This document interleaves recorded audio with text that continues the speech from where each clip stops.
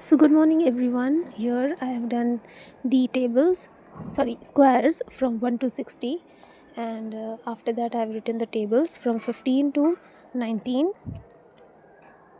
These are the basic calculation for calculation speed, and after that here is the simplification that I've done from studified channel PDF, and these are the quadratic equations.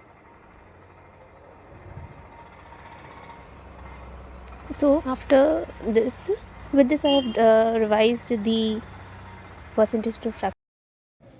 Here I have read the editorial from Business Standard.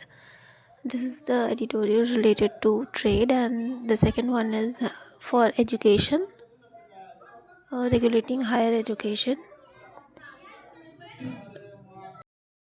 So after completing some calculations and basic speed maths, I have done the puzzles.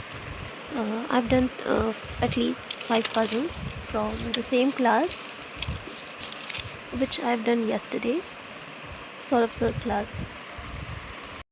This is the weekly compilation of November month. It is the first week, and I have just gone through it. I haven't learned it, but just gone through it once.